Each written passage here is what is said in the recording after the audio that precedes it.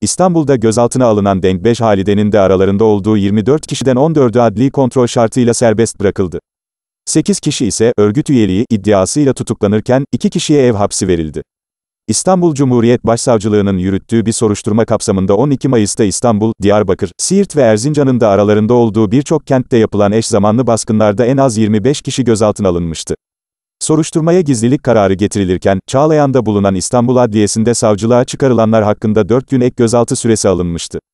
Kültür Merkezi MKM sanatçısı Denkbeş Halide ile Halkların Demokratik Partisi HDP çalışanı Münevver İlgin'in de aralarında olduğu kişilerin jandarmadaki ifadelerinin tamamlanması ardından savcılık İl Jandarma Karakolu'na gelerek, gözaltında tutulanların ifadelerini almıştı. Savcılık ifadeleri tamamlandıktan sonra gözaltında tutulan Semra Yıldız serbest bırakılmıştı.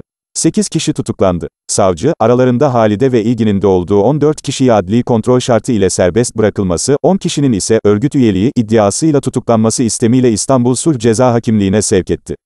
Hakimlik, Halide ve İlgin'in de aralarında olduğu 14 kişi hakkında adli kontrol şartı ile serbest bırakılması, 8 kişi hakkında örgüt üyeliği iddiasıyla tutuklanması, 2 kişi hakkında da ev hapsi kararı verdi.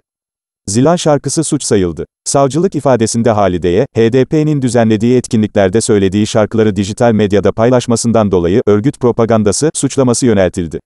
Halide'ye ayrıca Zeynep Kınacı'ya zilan dair söylediği şarkıya ilişkin, örgüt üyesinin şarkısını neden söyledin, sorusu yöneltildiği öğrenildi.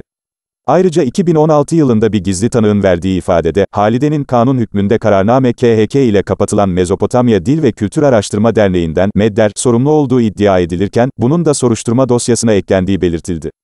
İzle kanalına abone olarak destek olmayı unutmayın.